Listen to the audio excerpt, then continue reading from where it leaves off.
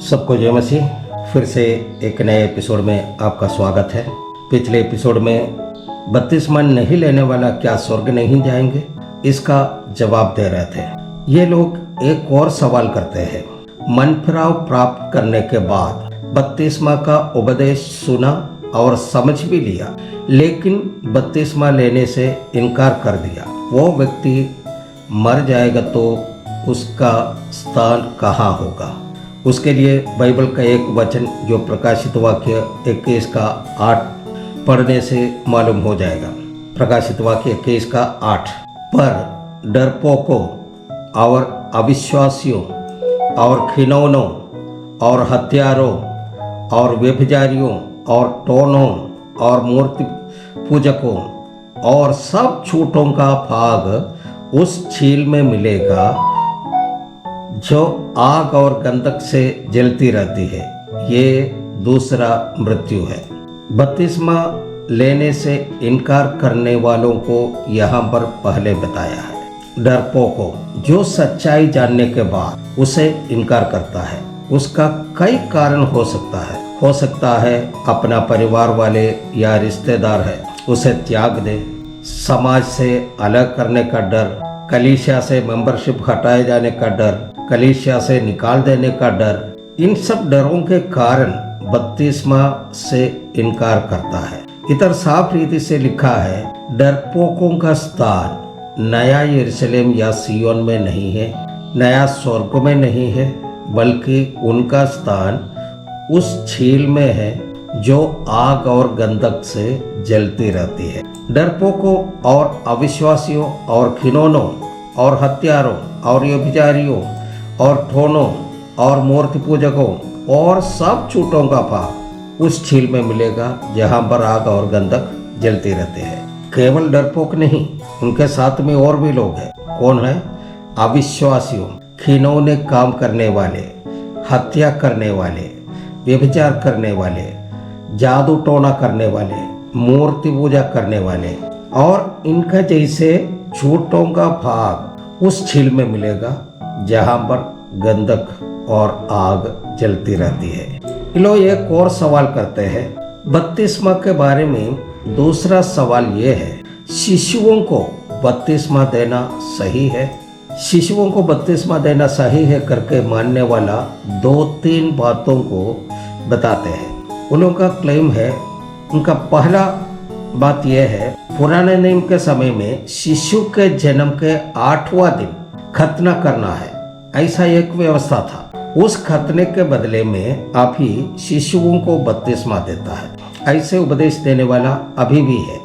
उसके लिए कुछ ज्यादा बात बताने की जरूरत नहीं है। साधारण लोग भी जानते हैं ये दोनों यानी कि खतना और बपतिस्मा दोनों अलग अलग बात है। इसका दूसरा पहलू ये है, कुछ लोग बताते हैं यीशु मसीह ने बच्चों को पास बुलाकर उन्हें आशीष दी, इसलिए बच्चों को बपतिस्मा देने में कोई रुकावट नहीं है। यहाँ पर भी यीशु मसीह ने बच्चों को पास बुलाकर उससे आलिंगन करके उनको बोला।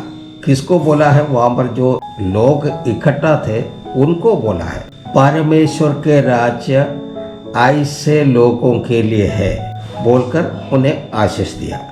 लेकिन बपतिस्मा के बारे में वहाँ पर नहीं लिखा है।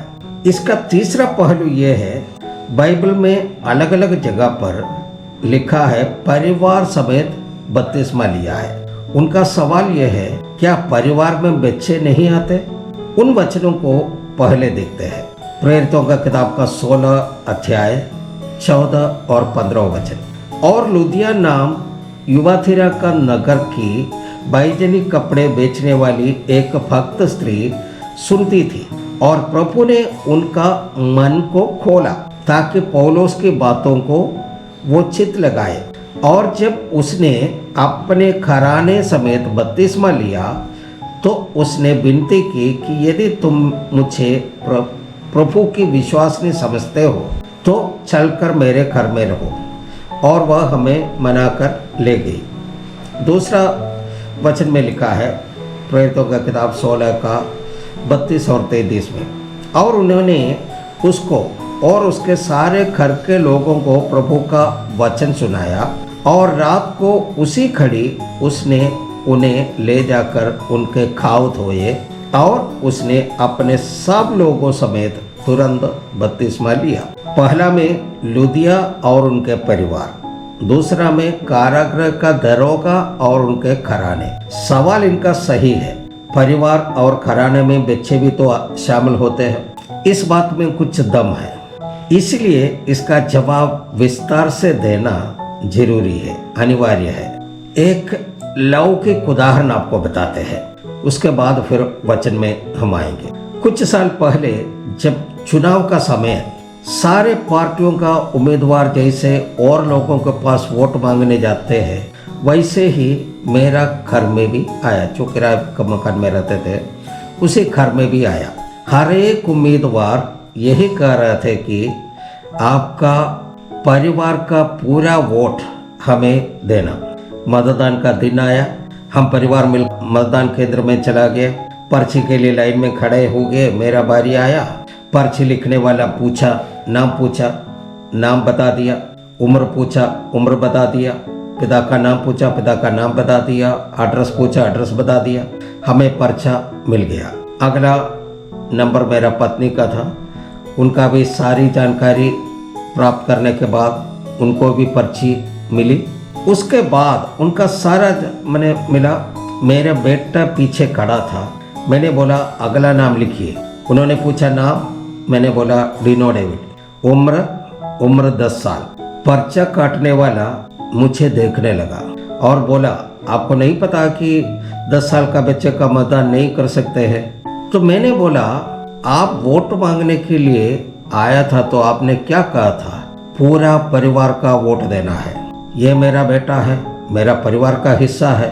मतदान केंद्र के लोग मुझे वहां से भगा दिया। कारण क्या है?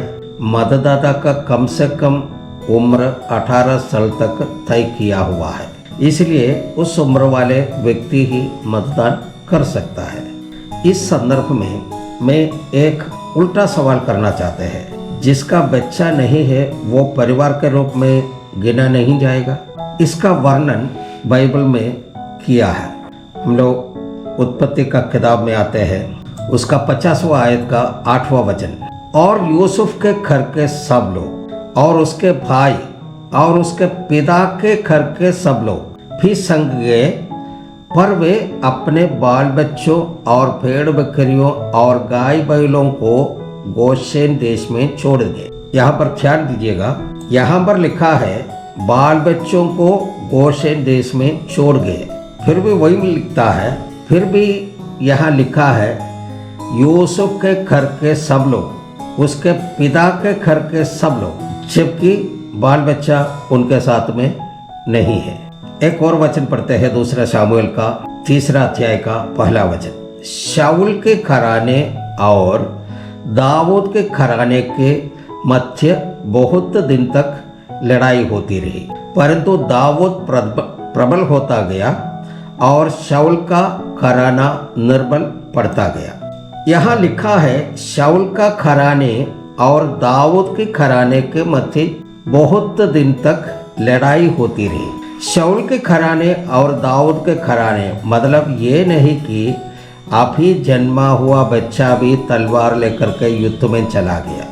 इसलिए घराने बोलने का ये मतलब नहीं है कि उसमें बच्चा भी शामिल है। घराने का प्रयोग यहाँ पर इस्तेमाल करने का प्रयोजन ये है कि वयस्क लोग जो तंदुरुस्त हो, युद्ध कला में निपुण हो, लड़ने के लिए सक्षम हो। मनोरंजन के लिए हम ये भी बोल सकता है कि परिवार या घराना बोलने का मतलब भेड़ बकरी गाय बैल भी उसी के साथ में आते हैं। परिवार समेत बपतिस्मा लेने का मतलब उन भेड़ बकरी और गाय बैल को भी बपतिस्मा दिया है?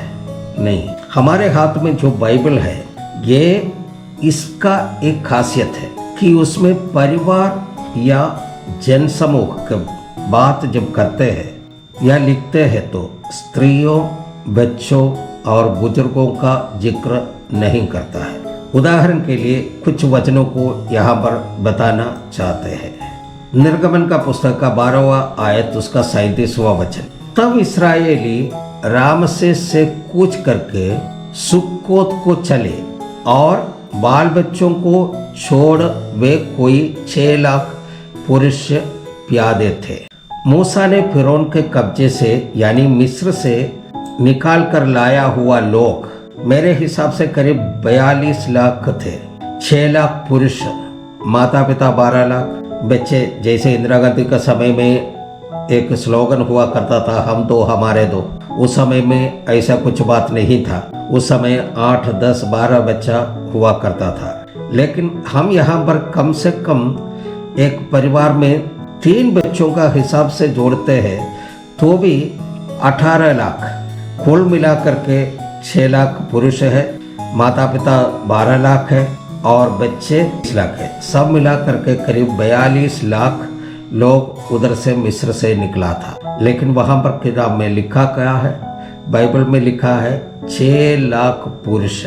एक और वचन को हम लोग पढ़ते हैं, मत्ती का सुसमाचार में 14 अध्याय का 21वां वचन। और खाने वाले स्त्रियों और बालकों को छोड़कर 5000 पुरुष के अटकल थे। वही मरकुस का 6 का 44 में भी लिखा है, जिन्होंने रोटियां खाई वे 5000 पुरुष थे। लूका में लिखा है, 9 का 13 में लिखा है, उसने उनसे कहा तुम ही उन्हें खाने को दो। उन्होंने कहा हमारे पास 5 रोटियां और 2 मछली को छोड़ और कुछ नहीं है, परंतु हाँ, यदि हम जाकर इन सब लोगों के लिए भोजन मोल ले तो हो सकता है। वे लोग तो 5000 पुरुषों के लगभग है। इधर सब पुरुषों का ही जिक्र किया है। यीशु मसीह का सुसमाचार सुनने के लिए, यीशु मसीह का वचन को सुनने के लिए, यीशु मसीह का प्रचार को सुनने के लिए जितना लोग आए हैं उसी में स्त्रियां भी है, बच्चे भी है, बुजुर्ग भी है, पुरुष भी है। लेकिन यहाँ पर पूरा जगह पर पुरुष का ही जिक्र किया है। इसका मतलब है कि उनका परिवार में स्त्री बच्चे सब नहीं है, ऐसा बात नहीं है। यहाँ पर पुरुष का गिनती होता है। अभी यहाँ पर समाप्त करते हैं, अगला भाग में फिर से मिलेंगे। तब तक के लिए सबको जय मसीह, धन्यवाद।